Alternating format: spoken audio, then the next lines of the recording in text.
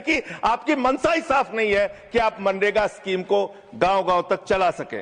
इसके बाद मान्यवर आते हैं, एक मिनट माननीय मंत्री करना चाहता हूं।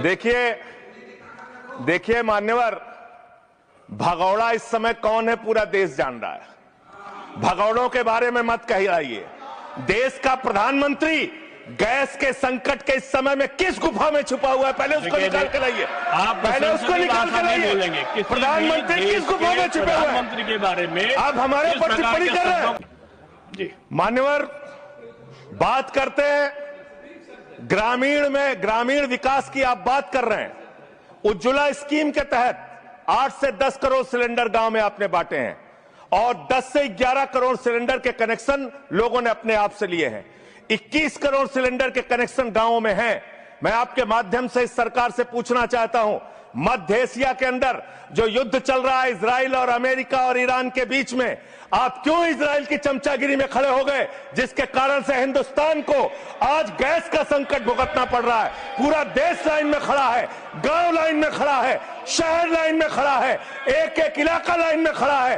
होटल बंद हो रहे हैं मान्यवर। मोरवी के अंदर गुजरात में टाइल्स की फैक्ट्रियां बंद हो रही है मान्यवर। आपने क्या हालत की है। आप राज्यों के साथ न्याय नहीं करते, आप ग्रामीण व्यवस्था के साथ न्याय नहीं करते। आपने बनारस के अंदर 4200 एकड़ जमीन वहां के किसानों की जबरन कब्जा की। 2013 का जो अधिकरण का नियम है वो नियम आपने लागू नहीं किया। वहां लाठियों से किसानों को पीट के प्रधानमंत्री के संसदीय क्षेत्र में जमीनें कब्जा करने का काम आपने किया। जो पंजाब पूरे देश का पीडीएस सिस्टम चलाता है, 50% भागीदारी पंजाब के किसानों की होती है। आपने पंजाब के रूरल डेवलपमेंट का 8000 करोड़ रुपए मार के बैठे हुए। आप बताइए क्यों आपने पंजाब का हिस्सा नहीं दिया, क्यों आप वहां के साथ सौतेला व्यवहार कर रहे हैं। बताइए इस देश को और पंजाब के लोगों को। वहां पर बाढ़ आई, आप भी गए थे मंत्री जी वहां पे दुख जताने के लिए। आपने वहां की भयावह परिस्थितियों को देखा था। बावजूद इसके 1600 करोड़ रुपए की मदद आपने घोषित की थी।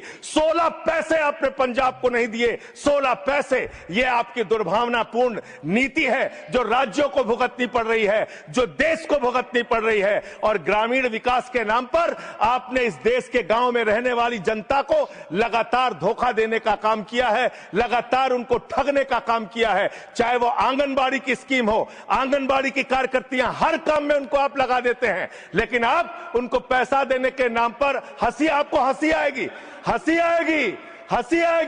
आंगनबाड़ी की योजना गांव में ही चलती है, गांव में ही चलती है। हंसी आएगी आपको मान्यवर। मैं अंत में एक ही बात कहना चाहता हूं, मंत्री जी ने कहा भागिएगा नहीं। मैं बिल्कुल बैठ के आपकी एक एक बात को सुनूंगा मंत्री जी, ध्यान से सुनूंगा।